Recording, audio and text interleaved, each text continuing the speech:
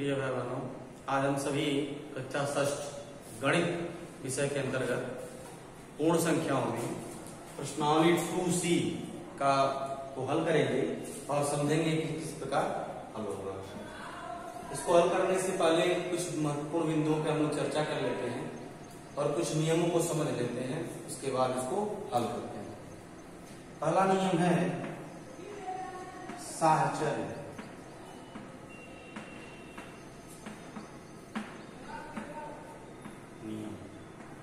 दूसरा क्रम विनिमय नियम।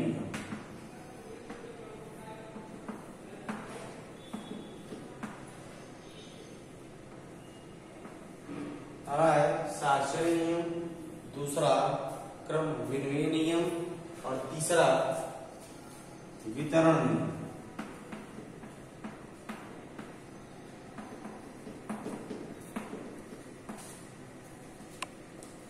साहचर्य नियम, इसको पहले समझेंगे कि यदि कोई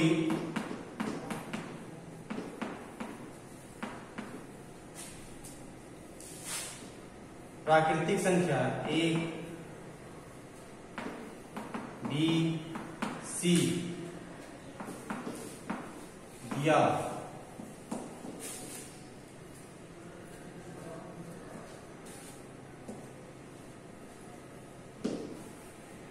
और साहचर्य कहे कि साहचर्य में इसका योग दर्शाए कि योग किस प्रकार से हम करेंगे।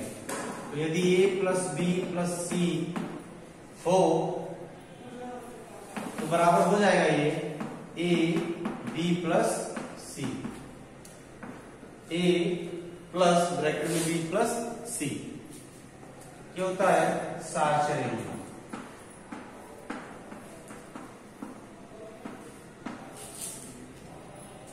दूसरा क्रम विनिमय नियम। यदि कोई संख्या A प्लस B दिया तो इसको हम लिख सकते हैं बराबर B प्लस A। क्रम विनिमय का मतलब होता है क्रम को बदलना, जो क्रम दिया हुआ है उसको हम बदल देंगे। तीसरा है वितरण का नियम। वितरण का नियम, यदि कोई संख्या दी हुई है A B C तो इसको हम इस नियम से कर सकते हैं A गुणे B प्लस C। अब इसको कैसे करेंगे हम, A का गुणा वितरण हो जाएगा, वितरित हो जाएगा ये सारी संख्याओं में, तो A गुणे B यानी AB गुणे AC। AB गुणे AC इस प्रकार से वितरित कर दिया जाएगा, इसके क्रम को बदल दिया जाएगा और इसमें साहचर्यता के नियम में कि A को छोड़ करके 2 को जोड़ दिया जाएगा। हालांकि बराबर करने पे उन तीनों का मान एक ही आएगा। अब आइए हम समझते हैं कुछ प्रश्नों से, नियमों को कुछ प्रश्नों से समझते हैं कि किस प्रकार से हो। तो इस प्रकार हम कुछ प्रश्नों से इसको समझते हैं किस प्रकार से ये होगा, जो आपकी किताब प्रश्नावली 2C में दिया हुआ है।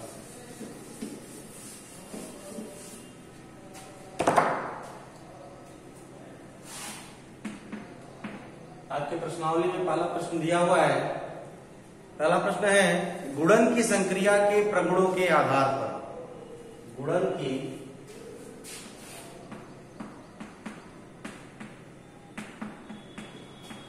की संक्रिया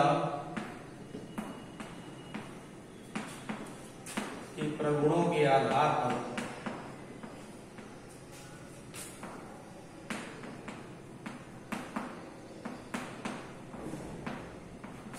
गुणन की संक्रिया के प्रगुणों के आधार पर निम्नांकित कथनों में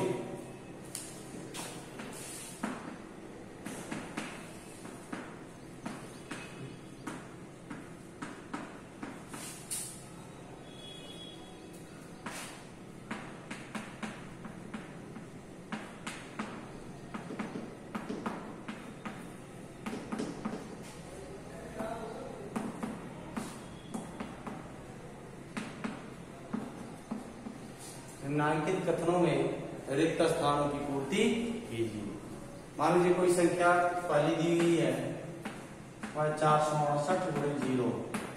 अब ये कह रहा है कि गुणन की प्रक्रिया के आधार पर आप बताइए कि अगला इसका उत्तर क्या हो सकता है। तो गुणन प्रक्रिया में हम क्या करते हैं कि वितरण नियम को फॉलो करते हैं, और वितरण नियम से इस शून्य का गुणा सब में हो जाएगा, और या तो इस संख्या 468 वाली संख्या का गुणा शून्य में हो जाएगा। तो इसका इसमें गुणा होगा तो उत्तर क्या आएगा, 0 गुणे 468 बराबर 0। शून्य में किसी संख्या का हम गुणा करते हैं, उस संख्या का उत्तर हमें क्या प्राप्त होता है, 0। दूसरी संख्या है 8,976 गुणे 5,432। कह रहा है कि गुणन संक्रिया के आधार पर इसके रिक्त स्थान की पूर्ति करिए। अब इसकी पूर्ति कैसे करेंगे कि हम इसके क्रम को बदल देंगे। क्रम को बदलने से क्या होगा, क्रम विनिमय नियम हो जाएगा, और इस क्रम को बदलेंगे तो जो दूसरे स्थान पे है वो पहले स्थान पे आ जाएगा, और जो पहले स्थान पे है वो दूसरे स्थान पे चला जाएगा। तो 5,432 गुणे 8,976, इस प्रकार से इसको कर सकते हैं।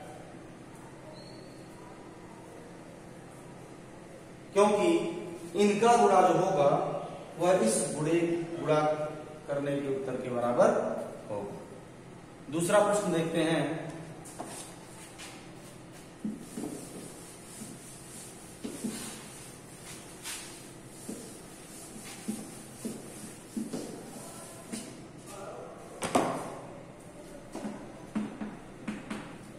प्रश्न संख्या 2, निम्नलिखित का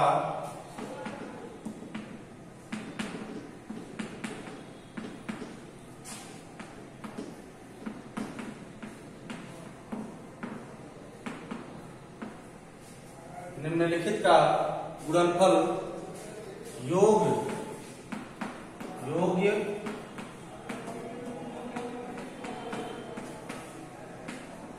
प्रगुणों के आधार पर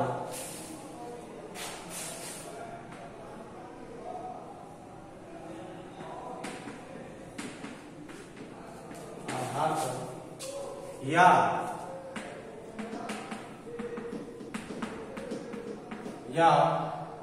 प्रयोग करके, आधार पर या प्रयोग करके ज्ञात।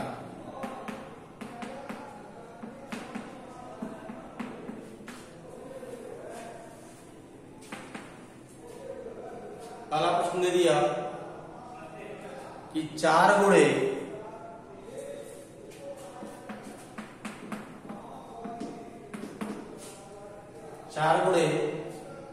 2834, 4 गुणे 2834 और गुणे 25। कह रहा है कि जो भी प्रगुण इस पे फॉलो हो या जिसपे ये आधारित हो उसका प्रयोग करते हुए इसका उत्तर ज्ञात कीजिए। तो हम इसको सारे प्रगुणों के आधार पर देखते हैं। तो पहले देखते हैं साहचर्य नियम से। साहचर्य नियम से जब हम इसको देखेंगे तो 2 संख्याओं को हम ब्रैकेट में लेंगे और एक संख्या को अलग कर देंगे। कैसे, आइए इसको देखते हैं। तो 2 संख्या ये हुई, तो 4 गुणे 2834 को एक ब्रैकेट में और गुणे 25, इसको हम इस आधार पे लिख सकते हैं। फिर क्रम विनिमय नियम से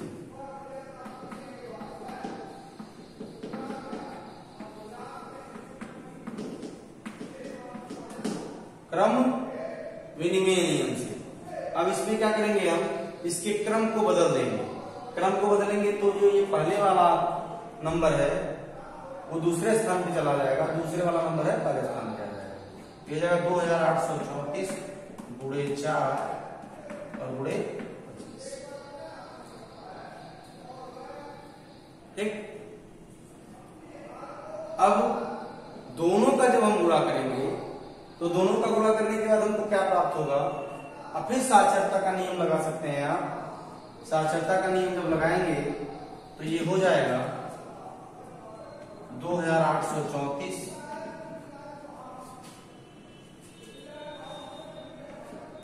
गुणे 4 गुणे 25। तो 2834 गुणे 25 चौका 100, और 100 का गुणा जब 2834 में करेंगे तो कितना हो जाएगा 2 8 3 4 और 0। जितने शून्य आगे होते हैं उतने शून्य को हम लगाते हैं। तो इकाई, दहाई, सैकड़ा, हजार, 10,000, लाख, 2,83,400 इसका उत्तर आया, जो कि आप कहीं पर भी गुणा करते तो उसका उत्तर प्राप्त होगा। इस प्रकार से इस प्रश्न को हल करेंगे, आप देख सकते हैं।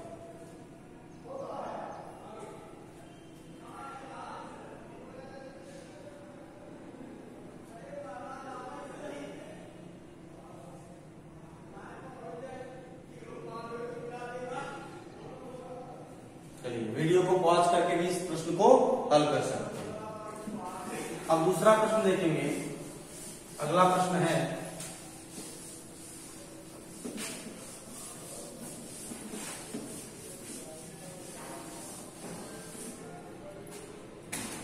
वितरण प्रगुण का प्रयोग करते हुए। अगला प्रश्न जो है वितरण प्रगुण का प्रयोग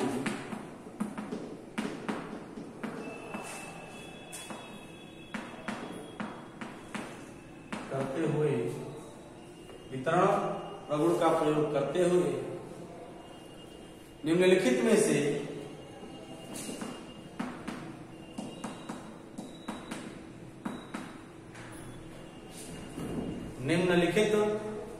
से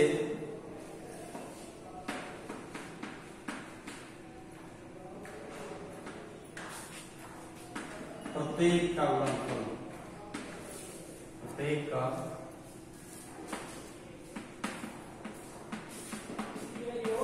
गुणनफल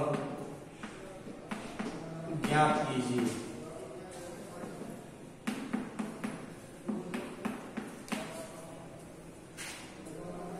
तो पहला प्रश्न है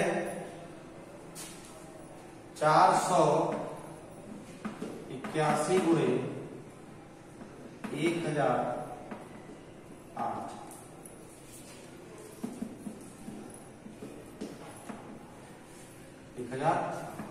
ये कह रहा है कि वितरण नियम से इसको हल करिए।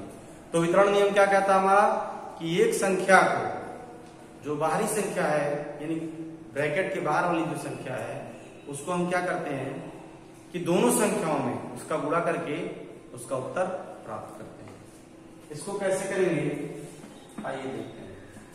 481 गुणे 1008 दिया है तो ब्रैकेट में लिख सकते हैं 1000 और धन 8। इसको हम इस प्रकार से लिख सकते हैं। तो क्या हो जाएगा 481 गुणे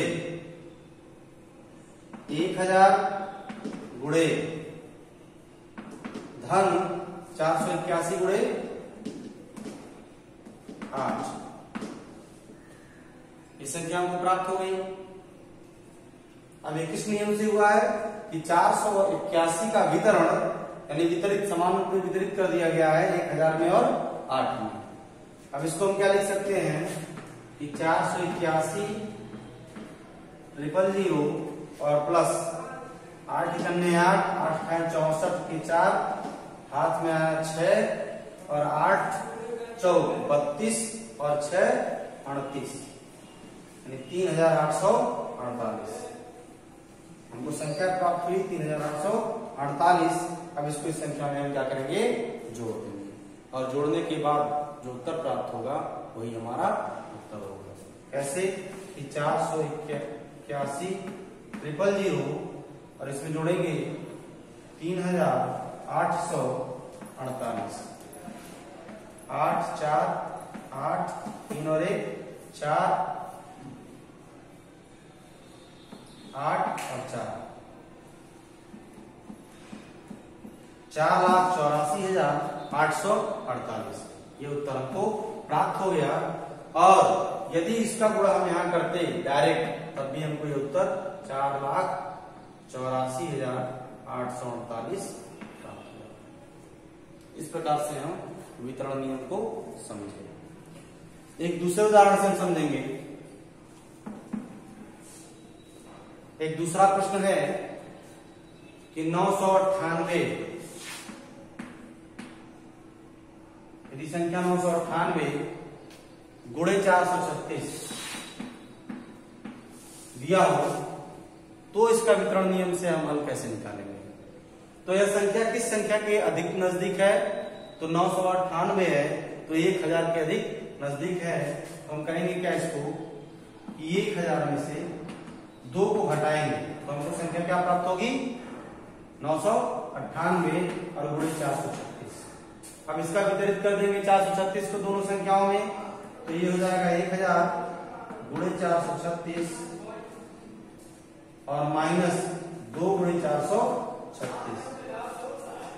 और जब इसको हम हल करेंगे तो 436 000 और माइनस 2 छक्का 12 2 3 6 1 7 और 2 चौक 872 आ जाएगा।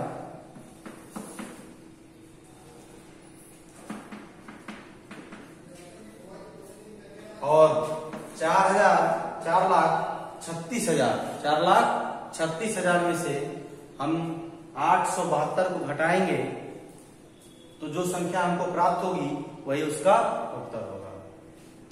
तो इस प्रकार से हम बता सकते हैं 4,36,000 में से 872 को घटाएंगे तो 10 में से 2 गया 8, 9 में से 7 गया 2, 9 में से 8 गया 1, यहाँ बचा 5, 3 और 4, 4,35,128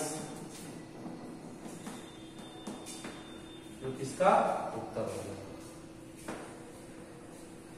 इस प्रकार से हम साहचर्य नियम और वितरण नियम को समझे और उसके प्रश्नों को हल किए। अगला जो प्रश्नावली है उसको हम लोग कल हल करेंगे। धन्यवाद।